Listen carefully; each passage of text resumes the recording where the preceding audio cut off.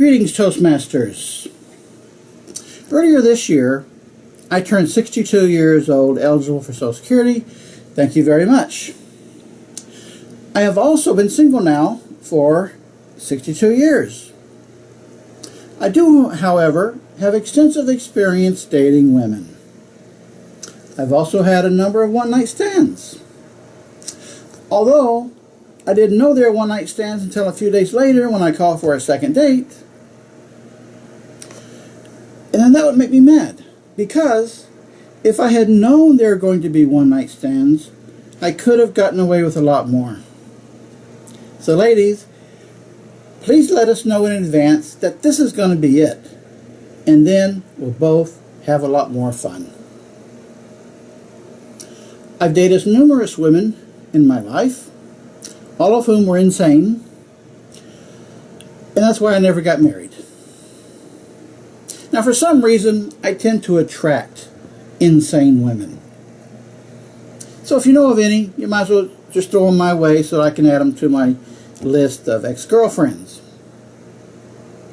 And tonight, I'm going to tell you about just one of these fine, upstanding young ladies.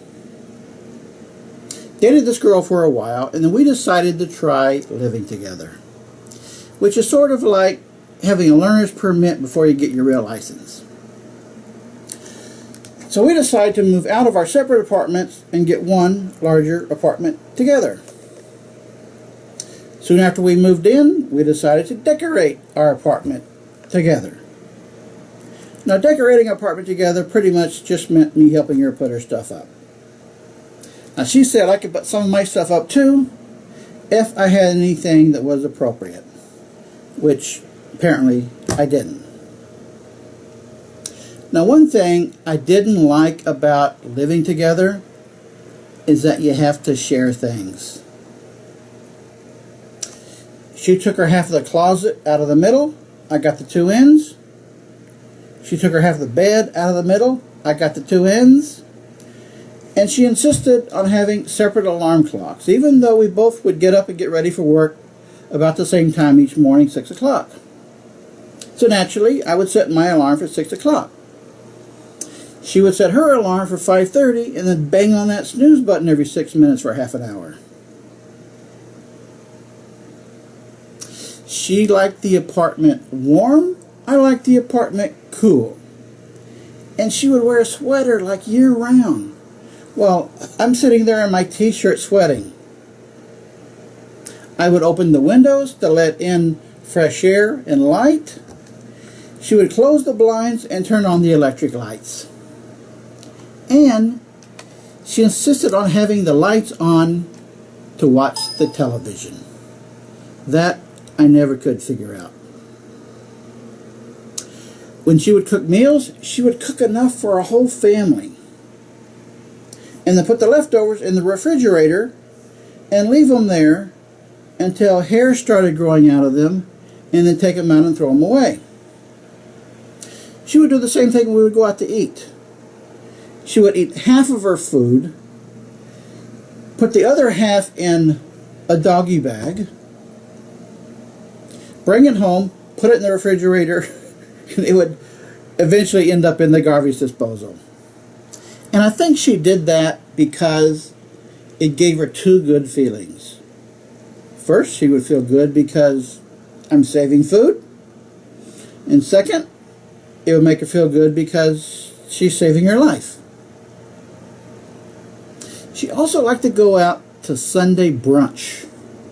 And I didn't like Sunday brunch, because the way I see it, I'm being cheated out of my breakfast, and it's way too early for lunch. I also had a problem with her pets. She had a dog, a cat, and a rabbit. Now, I've always felt that animals belong on the farm, in the zoo, or on the plate.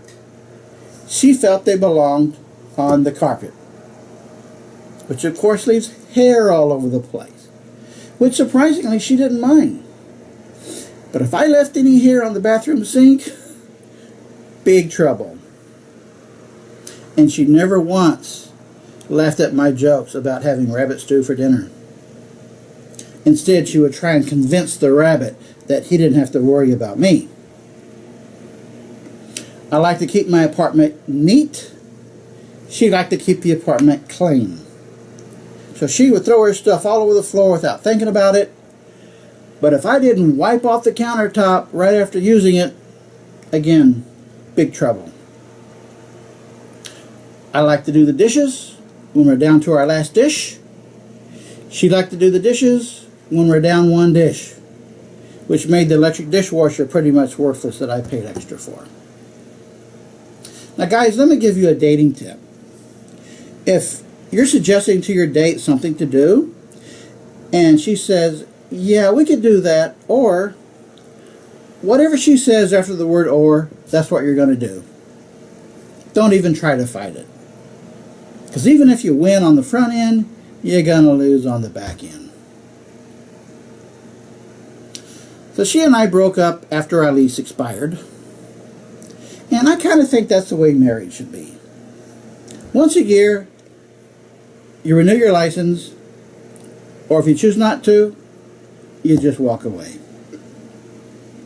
All my life, I have been fascinated by women, but like many things in life, I find that I enjoy them a lot more if taken in small doses. Thank you very much.